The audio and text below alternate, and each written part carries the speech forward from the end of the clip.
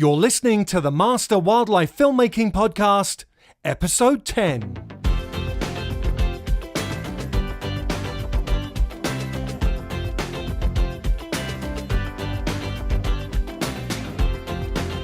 Richard and Carol Foster are documentary filmmakers specializing in natural history and the environment. Working out of their jungle studio in Belize, they have made films for the major networks, including National Geographic and the BBC, which include parts of the Planet Earth and Life series. The Fosters are highly experienced at bringing to the screen the intricate hidden stories of natural behavior. Living with the rainforests and the barrier reef on their doorstep, they have the opportunity to find and film material not easily achieved by visiting filmmakers. Throughout their 28-year career, they have worked all over the world, winning multiple awards for their work, including 2 Emmys. Their work includes the films Land of the Anaconda, Rat Wars, Night Stalkers, Predator Bats of Central America, Journey Through the Underworld, Jungle Nights, Feasts of the Giant Sharks, Realm of the Serpent, and Jaguar Year of the Cat, to name just a few. They are currently using their skills to highlight the threats to the environment and nature by man and climate change, subjects to which they are passionately committed. Hi, Richard and Carol. Thank you so much for taking the time out this morning to spend some time on the Master Wildlife Filmmaking Podcast. It's a pleasure to have you guys here. How are you doing? We're doing very well, and we're glad to be on the podcast with you. Sounds like it's really fun. Thank you. It is. This is, it's such a great resource for aspiring wildlife filmmakers, and to get to speak to seasoned wildlife filmmaking professionals like yourselves is always, a complete pleasure. So again, I thank you for being here. Actually, one of the things I wanted to get started with was to get a bit of background on you guys and find out how you guys met and how you got into wildlife filmmaking. Yeah, Karen and I met down in Panama. I'd been filming for a number of years before that. Carol was a researcher down there working with the Smithsonian. But my career started here in Belize way back. I was a yachtsman for 12 years before I got into filmmaking. And while I was on board a boat, I bought myself a little hand-wind Bolex. Natural history films really were in their infancy then. And I'm talking about sort of early 70s, very early 70s. And just a little hand-wind Bolex, and started shooting 100-foot rolls and sending them back to UK. And I got a company called Partridge Films, interested in what I was doing, and that's what really started me on the road. So it was very much you just out there doing your own thing and just kind of putting your footage out there and seeing if anyone would take it up. Yes, they're really, but in those days, Belize was full of wildlife, and I thought, my gosh, this is a perfect place to start a career. I'd seen, while I was living in the Galapagos Islands years ago, filmmakers, and it's something I really, really wanted to get into, and I thought, my goodness, this is the place to start. So that's what I did. I moved ashore from the boats and with my little Bolex, and started shooting 100-foot rolls, and got Mike Rosenberg of Partridge Films interested in what I was doing, and he basically backed us. I would done one film, and then after that I met Carol down in Panama when we were doing a series called Fragile Earth. And that's when Carol made a decision to join me and make it. We've been working as a team ever since. Wow, that's fantastic. And so, Carol, what were you doing in Panama when you met Richard? Well, I was in Panama. I was working for scientists. I didn't have my PhD. I had a master's in biology, and then I had a master's in medical technology.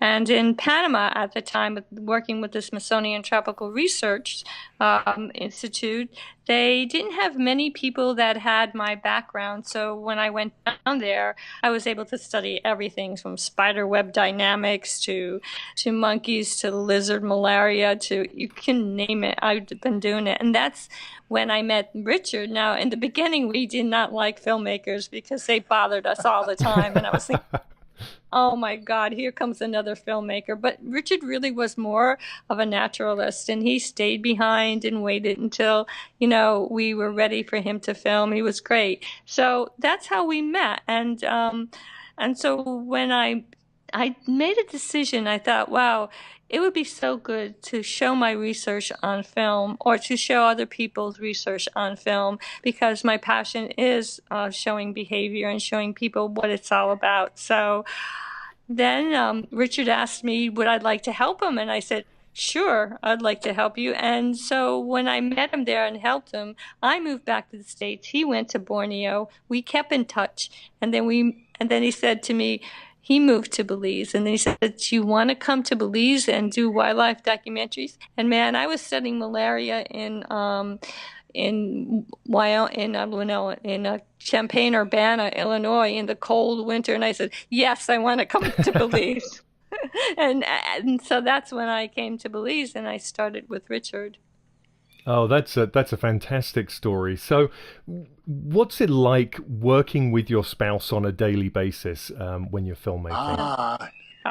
Should I start this one out? Yeah, go ahead. I'll let you go. Go ahead. Well, the number of couples that we've met over the years that have split because the husband was doing the filmmaking and the wife was not really involved. And they sort of grew apart. The husband would be away for months at a time. And they simply didn't work. We were very lucky because we were both interested and passionate about what we were doing. And we worked as a team and complemented each other. The things that I was good at and Carol was good at sort of complemented one another, and we worked as a perfect team, really, and it has taken us all over the world, and of course we're still doing it, but not as much as we were. Yeah, and we know a lot of people who stayed together, like the Halls. I think that you have interviewed, and Joubert's, and there's a lot of people that did stay together because they had the same passion we had. And so when I started, Richard was already shooting, and so he knew, he was really a fantastic cinematographer and already starting to produce. And when I started from scratch, like I was the one doing the sound, carrying the equipment, and then I worked my way up into producing and to doing everything. So together we do. You did a lot of good stills. Everything, too. And then now I do stills, but yeah, and I started stills a while ago. So basically, then the only time we have a problem is when we're starting a film and we both have maybe slightly different ideas on how we want to see it done. Then the arguments start. But then we kind of calm down and say, okay, let's try to see what would be the best way to do it. So that's our only problem.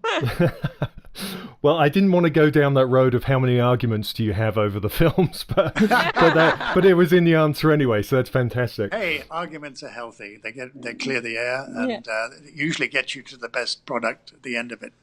That's great. That's great. Well, you kind of touched upon your roles there, and my next question was going to be, what roles do you take on? Can you just elaborate a bit more about how you work together and the particular roles you have when you go onto a project?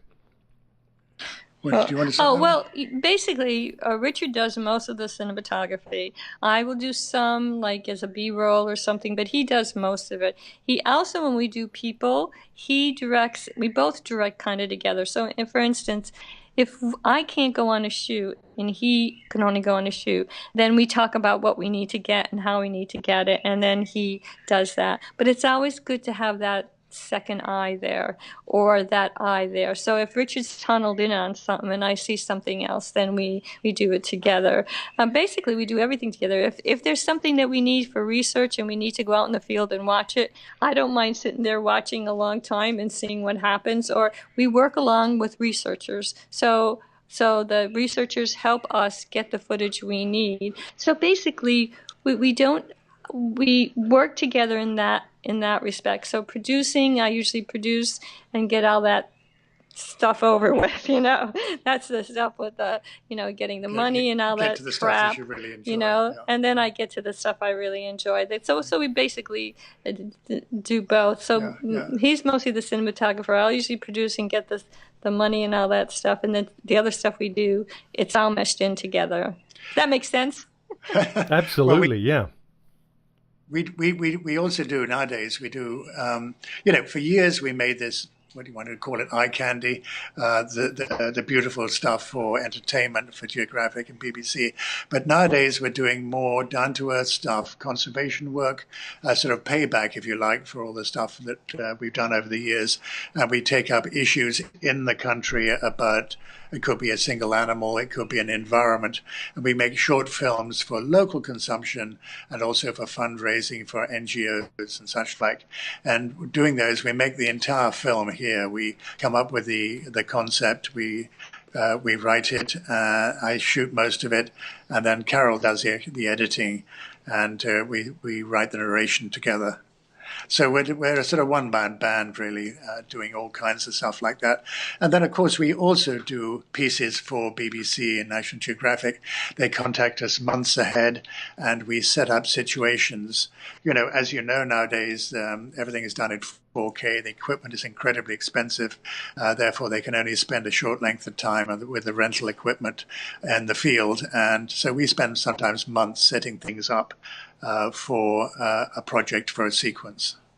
Oh, that's really, really interesting, and that was going to be one of my questions, is kind of how have things evolved, and we'll definitely get there and talk about some of that. But what I find super interesting is with most husband and wife teams, it's always so great to really know your crew, because you do work like as a one-man band. You're thinking the same things, and you can discuss more and just be prepared, more as a unit going into the field and doing a production. And I know from my filming days, having the same crew and going out all the time would end up with a much better result than ending up in the field with people you didn't know every time you went out. And so I can see that as a big plus, having each other to be there all the time.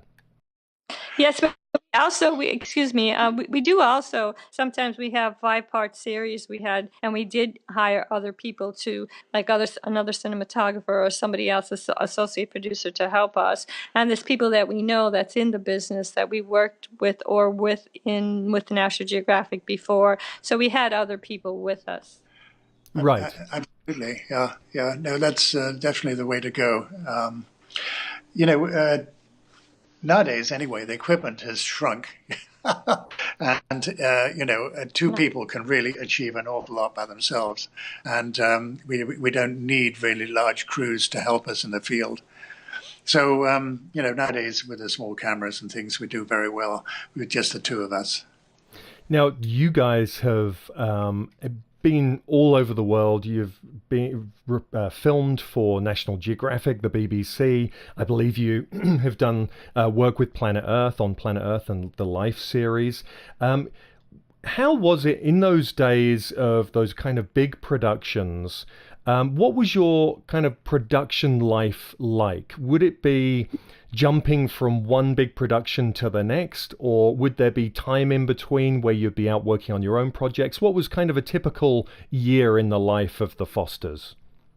Well, basically, a lot of the films in the beginning were ecology films, a place film. So we'd be in a place for a long time. In fact, sometimes we'd be in a place for a whole year, if you can imagine. You can't even imagine that these days because there's no money for it. Everything's put into equipment. But we would be able to get detailed, really detailed behavior, where today you get behavior, but you don't get that detailed behavior like we used to. And so we did jump from place to place at sometimes when we had an hour and 2.5 hours or 2.5 hours. We'd have to go to Venezuela, then we'd have to be in India, and then we'd have to be back in Belize. And but we had time in each place, or we'd have to go back to it. But there was time there for us to do it. These days, there's not. But I noticed that there's beautiful stuff out there. It's gorgeous behavior when they have time to get it. But we were able to get that behavior. And I can't imagine if we could do that now with the 4K, that would be fantastic. But yes, I think, getting animal behavior takes time, and nature runs its own speed. So, you can't rush these things. If you're making a film about an environment, you have to be there for the seasons. And, we would sometimes take on 2 half hours for Geographic.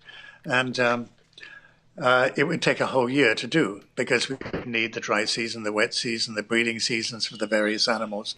So, we followed through.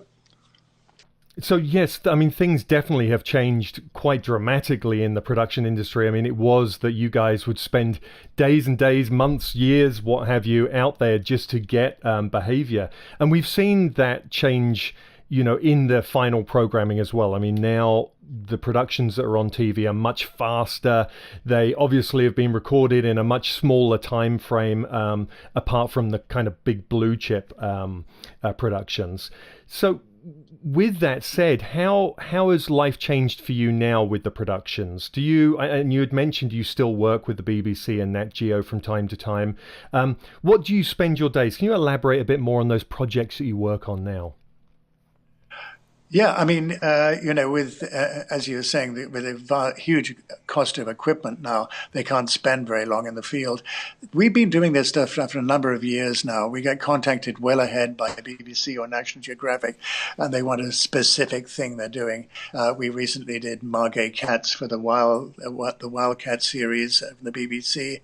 They were here for 10 days, but we spent the best part of a month setting up the set, getting the cat trained to jump in slow motion.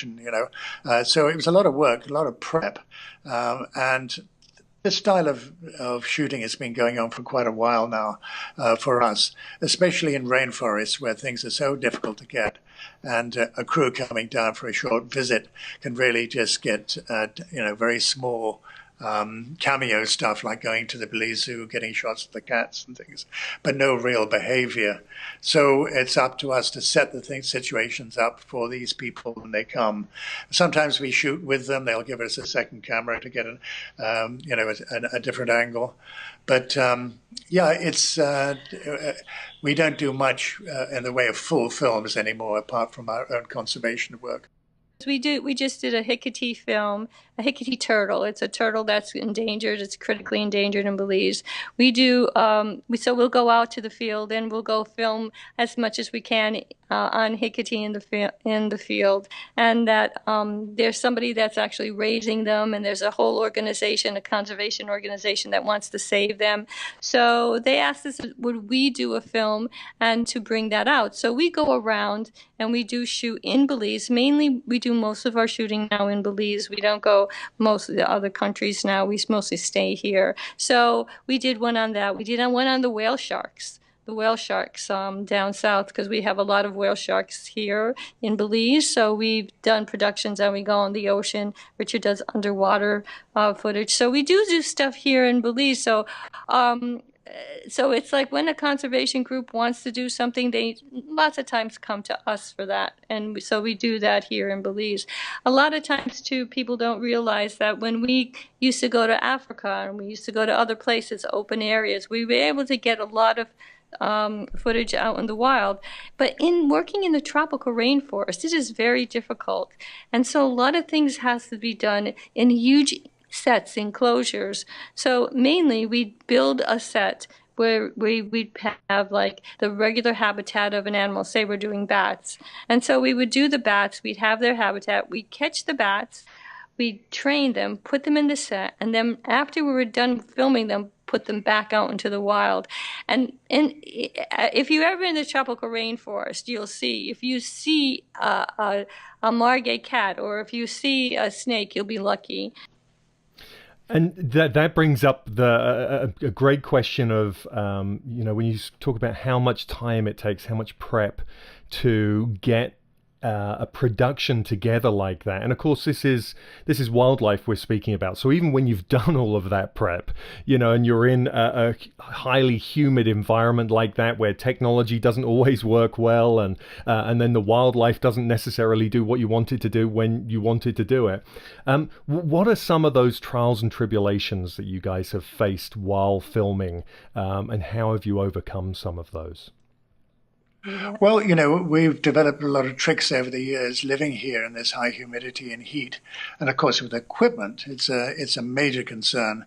And every piece of equipment that we have lives in pelican boxes with bags of silica gel, which are cooked regularly to keep them dry. And we have stuff that we've had lenses we've had over 20 years, and they still look absolutely perfect. So we've got over the equipment problem quite a long time ago, and it's worked very well for us.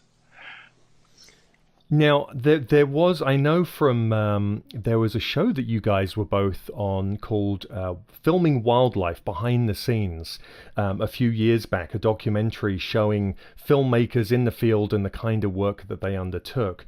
And I know in that show that Carol got very sick in Venezuela. Carol, is that something that you want to expand upon? Tell us a bit about that journey and that experience then.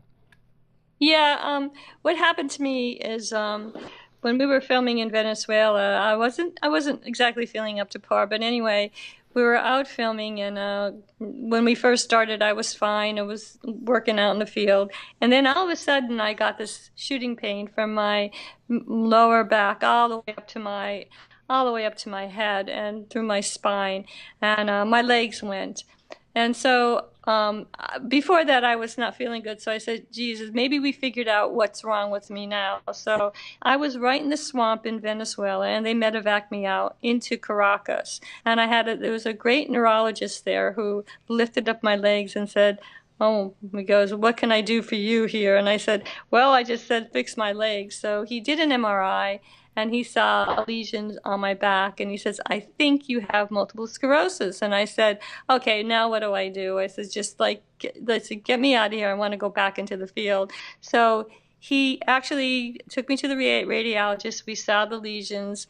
I was in the hospital 10 days, got the medication I needed to bring down the inflammation of the nerves, and I went back out into the field. And they carried me around. They had me in a director's chair. We went in the swamp, and I continued working. And it was funny because as I'm working, Richard and everybody's out looking for this big female, and this guy carried me into the swamp and put me on a director's chair, and we couldn't find the female. And I saw these birds going crazy in the swamp, and I said, she's over there, and nobody listened to me. And then Richard went over there and said, I feel a tire under my feet. And it happened to be the female that was there. So, see, I was still doing my job even with no legs. So, yeah, I mean that you are a true inspiration to filmmakers, because to have found out something that huge, and to go back out and to be carried around and to just carry on the way you did is incredible, and my hat's off to you for that. It was an incredible show, and actually I was going to ask you about the anaconda scene in there in Venezuela, marching through the swamp with bare feet, trying to locate the anaconda. But not only that, Richard, I believe you talk about all of the other dangerous animals that are kind of lurking there in the swamp. Can you go back kind of over that and tell us a bit more about what that was like? Yes, absolutely. You have to be really passionate to do this business well, and prepared to go to any lengths to get what you want to do. So, climbing into the swamp next to this Venezuelan biologist with bare feet was really no big deal, because we had to do this. And I mean, this was going to be potentially an amazing movie, especially with this guy finding anacondas with his bare feet. So we went right in there with him. And, okay, there was potential for caiman down there. There was electric eels. There was electric rays, I think. There were piranha. There were all kinds of things in there. We got away pretty good, actually, all considering. And the anacondas actually won't bite you underwater. You've got to pull them out before they actually realize they're being molested. In that particular location, there was a lot of cattle. It was a big ranch, and the anacondas were used to being trodden on by cattle, by capybara. So when you actually touched them with your feet, they weren't too worried. But then what you had to do was to work your way. You pull up a coil, and you see which way the scales are pointing. And then you worked your way down to the tail. And you're talking about something that could be 16, 17, maybe 18 feet long. Big snake. And you'd find the tail, and then you'd start pulling. and you'd pull the whole snake out of the ooze underneath onto the hyacinths on the top, and that's when hell absolutely broke loose. The thing would turn around and try and bite you all the time. And this is where Jesus, the researcher, would come in. He's a big, strong, macho fellow, and he would take a flying leap and catch the snake by the neck. Wow. And then there was somebody else, it could be me or one of the other researchers, would grab the coil that the snake was trying to wrap around Jesus, because once the coil's on there, you have big trouble, because he's very strong. So you keep the coil off him, and Jesus would pull a sock out of his pocket and work his way around and get the head inside the sock and pull it down and then tape around the neck. That meant that the snake couldn't bite you and he couldn't see you. And that thing's quietened down a bit after that. But it was potentially a pretty hairy situation, because those snakes are so powerful and they want to get away, and their instinct is to throw a coil around you and give you a heck of a squeeze. So it was an amazing time. Yeah, but one time was interesting. Richard's filming, and he had two people with him, and the snake was just running on the hyacinth, and we saw him moving around. So Richard set up the tripod. It was a low tripod. He went down there, and he went to take a shot of the snake moving towards him. And as he was moving towards him, it went up and nearly struck at him and nearly bit his ear off, but instead it got the rim. It was the camera covering the hood, the rubber hood. Took a piece out of it. Yeah. It took a piece out of the rubber hood, and we still have that today. We saved that for our memento. Wow. Well, I mean, that's quite an astonishing experience, and it raises the question about kind of understanding wildlife. And this is something I'm asked a lot, and I try and give advice to young aspiring filmmakers who are trying to get into wildlife filmmaking about, it's far more important to understand wildlife than it is filmmaking. The fundamentals of filmmaking will never really change, but technology is changing all the time. And I know with so many people I speak to that a lot of filmmakers are desperately trying to master everything there is about a camera, and they really aren't spending too much time worrying about wildlife. What do you guys have to say about that? Just in terms of understanding wildlife when you're looking to get into this kind of industry? Well, for one thing, you have to have the wildlife before you have the equipment. And you have to really know the behavior of animals and have not only a plan A, a plan B. So for instance, if you're doing an insect or something like that, and it has a really interesting behavior, and you only want to just go do that insect, you should have a plan B in case it's seasonal and something's not happening. But you can have the equipment, and most of the equipment now is still fine, high definition and everything else, but you really have to know the behavior of animals before you can even get started if you're doing wildlife documentaries. And you should have some sort of background and should have some really good researcher to research it out before you could get the technology. Go ahead. Right. Yeah. We meet so many people coming down here who simply just don't get it. They don't understand wildlife. They don't understand the natural cycles of things and how long it takes. And they say, well, we're here for 24 hours and we want to get this, this, and this, and this. And we look at each other and say, look, that ain't going to work. Working generally, the BBC are the ones that we really enjoy working with, because most of the producers and most of the camera people, the cameramen, get it. They understand nature. They understand the natural rhythms and the difficulties of getting animals. And they also have a very strict code, too, about how animals are treated, in the set sort of situation. And we're very, very careful with our animals and, making sure that they're well looked after. And if we catch them from the wild, we always take them back and release them where we have them. We get them. And people outside the business of natural history, they may be wonderful filmmakers. They may know the equipment incredibly well, but they don't get what is involved with nature. And that's the crucial thing about the whole business, I think. You've got to have a passion to do it, and you've got to have an understanding and some basic knowledge of how nature works. Yeah, but you're right. We get that a lot with the new upcoming filmmakers. They do get into their equipment more than get into the behavior, and then they look to us to get them the behavior. And then when we try to tell them how to get the behavior, they're going, "Oh, I can't get it with this equipment."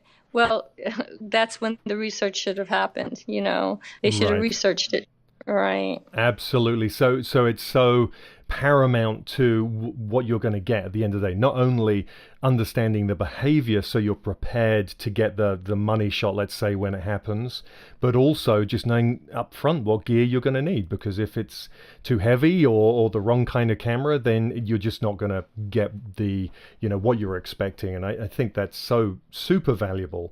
On that Yeah, note of, absolutely. sorry, go ahead.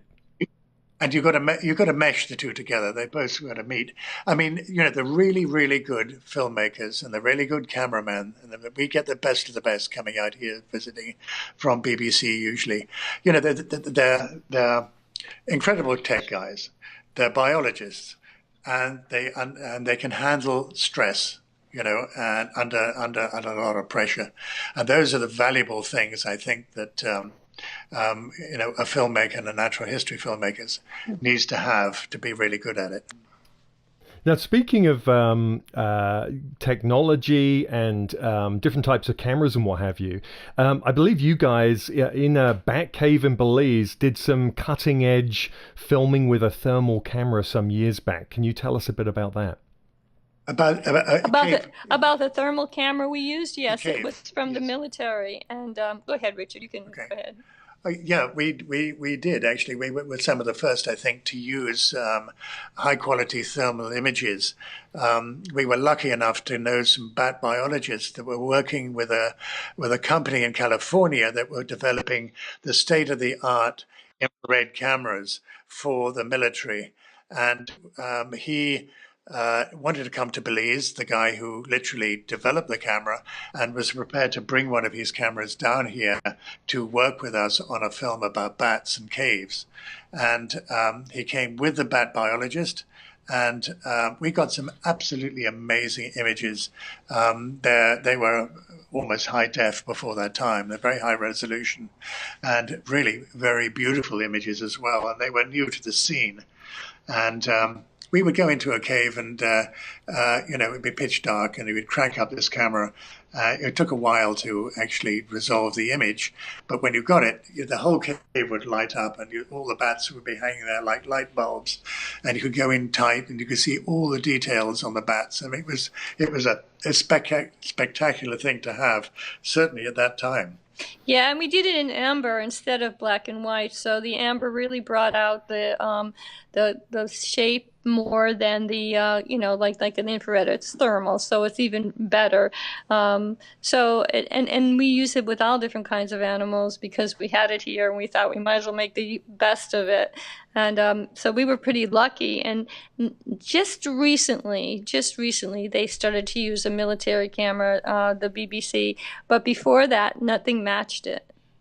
And you know what I noticed from that, or what I was thinking about when I saw you guys in the cave with that technology, was that in my experience, I've been in a couple of bat caves, one in South Africa and one in Texas, and we spent quite a lot of the day down in the cave, but we would have to do it in very small increments of time because of the mass amount of ammonia that was coming up from the guano all over the ground. The humidity, the heat inside those caves is unbearable at times. It can really affect you and the gear. So when I was watching that and I saw you guys with a camera and a laptop and all this technology that was needed in those days to be able to get that image, how did you guys manage that? Were you in the cave for long periods of time, or did you have to keep coming out? How did it affect the Well, gear? yeah, the kind of caves that you're talking about there, we have been in them, and they're usually the closed ones with very little air ventilation. We Most of the shots you saw there were done in big open caves where there was more air, and we didn't have the ammonia problem. Although there is another problem that you get in those caves, and that's Histo, right? Histoplasmosis. Histoplasmosis. It's a fungal lung disease, and if you've got a bad immune system, it can be very dangerous. It's best to wear masks in the really covered ones, and they are. They're certainly here in Belize. Quite frankly, I try and avoid going in those because they really are so very unhealthy. Absolutely, yeah. It is one of those things when you're inside them. You are thinking just about those elements that you can feel there and then, and smell, and and the anything else that can affect you, on a permanent basis is kind of an afterthought a lot of the time, but can be so detrimental to your health. So. Well, you guys have had incredible experiences during your careers. If you had to pick one thing, and I know this is exceptionally hard, I struggle to do this, but if you had to pick one thing, what would you say was the most incredible experience you've had? Carol, do you want to start with that one? Okay, yeah, that's great. He puts me on this one. Well, I guess there's so many. I guess the most exciting experiences that happened in Africa. Basically, Africa was the place where it gets your whole system fired up. For instance, one time we were out in the Makati Pans in Botswana, and we were looking for these little termites that live on the ground and just take debris down and build their nest and stuff. And as we're looking at, we forget we're walking in the Makati Pans, which you don't normally walk. And Richard's ahead of me, and we were parked under an acacia tree. So we're walking, and Richard's ahead of me. And all of a sudden, I'm standing there, and I see Richard running past me, like totally running past me, and I'm thinking, oh my God, what is he running from? And I look, and here's lionesses chasing him. And I'm going, he's actually running past me, and he didn't tell me there was lionesses chasing me.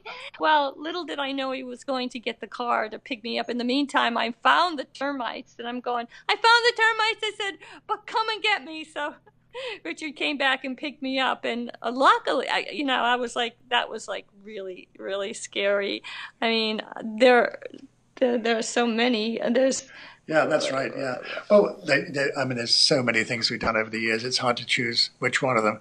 But in Venezuela, when we were doing the Anaconda film, we had the most amazing bit of luck there. It was a bit like Africa, these big ranches, and you could drive with a Land Rover or a vehicle with a door mount. And we were seeing, of course, a lot of different bunch of animals there. And we saw a capybara beside the road. It was a female. She was sitting there. It was a time when they were going to be giving birth. So I was hoping we might find a mother with a baby or something very close. And so we stopped and set the camera up. We thought maybe she'd give birth, possible. And I sat there for about half an hour, and suddenly she started to give birth, amazingly. And I got the birth of 3 babies, one after the other. And they struggled out of their placenta, out of the bag. And the black vultures would come down and pull the placenta off the babies and carry it away to eat it, right? Which is another great plus for the story. And then suddenly a huge male capybara from another group comes stomping along the stream bank and encounters the babies. They were just getting to their feet. And right in front of camera, he destroyed all 3 of them. It was infanticide, rather like a lion does to rival cubs. And I mean, to have that happen, we had a researcher studying capybara, and we told her that evening what we'd seen and filmed, and she just couldn't believe it. Yeah. So these things do sometimes happen on camera, and we were so lucky to get that. Yeah. The other thing I wanted, there was one other. You want to tell her something? I want one more thing. I wanted to say one more thing, and then I'll let Richard talk. Now, there's so many of them that even scientists, they assume things are going to happen, and then they don't know, they don't see them. But because we were with animals for a long time, and we see them. So once we had a cantail. It's like a cottonmouth in the United States, a poisonous snake. We knew it was gravid, and we knew it was going to give birth. So what we did is we put it in a tank. And we actually had a set bill for it when it's given to give birth. But we actually had a tank, and we were watching it overnight. So Richard would take the first time from like, till 2 o'clock in the morning, and then I'll watch it from 2 o'clock in the morning until the next morning. Well, at 2 o'clock in the morning, it started to push, and I'm going, oh my God, Richard, it's starting to push. I said, let's get it down in the set. So we got it down into the set. And it actually gave birth, live birth, and the young came out. So we heard this story about the young luring frogs. So we thought, how does it do that? So we built another set, and we put the young in the set. It coiled up, and at the tip of its tail, it had a little green color like chartreuse, like lime green color. And we put a little tiny frog in the set. So here we have, he coils up, brings his tail up in the air, wiggles this green, this green looking tip on his tail.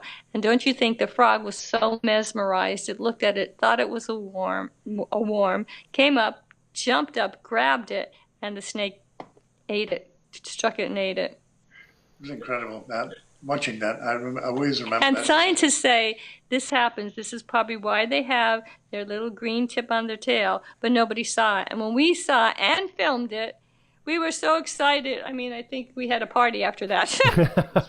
I mean, that's what's so fantastic about wildlife filmmaking is I think those unexpected things that happen while you're in a production, and it may be a different animal that comes down and something happens in front of you and you're able to film it, or something, some behavior that's never been seen before, and that's what I get truly excited over in this industry. Yes. Well, you guys, I could speak to you guys for hours because there's so many great stories that you have to tell. What I would like to do, though, is just very quickly at the end here is talk about your Savannah guest house, because I know you guys are living in Belize. You do all of your productions from home in Belize. And you also have a guest house that I believe you have film crews come to and stay out while they're doing productions. But also it's for the general public as a guest house for vacations. Do you want to tell us a little bit about that? Yeah, I mean, we built this facility here way back in the 80s. It was purely for filming, and it had a cottage and a lab, and it was getting underused. We'd have film crews staying with it, and of course, you have to diversify. We weren't getting as much of the big stuff as we were previously, so we were looking to diversify and find other ways of making a living. So we turned the cottage into a guest house. It's got 3 nice little rooms, and we have guests of all kinds coming down. Of course, film crews stay here. It's perfect for them because we've got a big lab next door where they can spread all their equipment out, and they're either working on sets with us or working at the Belize Zoo getting stuff. So it's proved to be a really nice facility. And through the years, it's got nicer and nicer, big trees up around it, a lot of plants. And we still have a few animals here. We don't keep animals unless we need to use them for filming. And we sometimes borrow animals from the zoo for doing, projects. But yes, Savannah Guest House is great. We get all people from all kinds of walks of life, and it's fascinating talking to them. Yeah, and what we do is mainly, Rich has been doing this more now than me, is he takes them around and he shows them our place, and he shows them how we get stuff. Like we get material in the tropical forest and how that's the only way we can get it. And he explains, and we both explain, and how we get the stuff in some sets that we do have. So it makes it more exciting for tourists because they love to hear this. And then we have films that they could look at if they want. So they're not really tourists, they're guests. Yes, they're guests. Yeah. They're not the run-of-your-mill. No. We tend to get people who are into nature. We get a lot of people. We get a lot of conservationists actually staying with us. So it's really great. And we had a film experience. school. We also did a film student here too. We had 2 film schools from the University of New Mexico in Las Cruz. So and they're a film school oriented school. So we taught them how to do documentaries because they're mostly into doing shorts and Hollywood films and stuff. So they had to take a course on documentaries. So now these students are coming down and doing shorts down here. So we got them now. They're coming to Belize and doing film. So it's quite interesting. We actually made a series of films back here in 2000 for National Geographic. There were 5 films. They were environmental films. And what we did is we chose 6 students from Geographic, also from UK, and they stayed here a year, and we taught them virtually from scratch how to make wildlife documentaries. Yeah. And all those kids now are out there. They're in the business. They're producers. They're cameramans, and one of them is Mark McEwen. Yep, and he was one of our students here. Oh, that's fantastic. Well, it sounds like an incredible setup you've got there. And what I'll do is, I know you've got a web page about it on your website. On the masterwildlifefilmmaking.com web page for this podcast episode, I will put a link for people to go and so they can see that. And I think there's the booking details and everything on there. So listen, thank you guys so much again for spending the last hour with me here on the Master Wildlife Filmmaking Podcast. It's been a true pleasure to speak to you, and it's going to be a great episode. Thank you so much. And you too, and whenever you're in Belize, come visit us, please. Yes, do that. I will do. Well, thank you. Great pleasure. I hope we made some sense. If you've enjoyed this episode of the Master Wildlife Filmmaking Podcast, then please leave a rating and a comment, and remember to subscribe to keep up to date with the series. You can find out more information on wildlife filmmaking at masterwildlifefilmmaking.com, where you'll find valuable free resources like downloadable reports and video tutorials. Thanks for listening.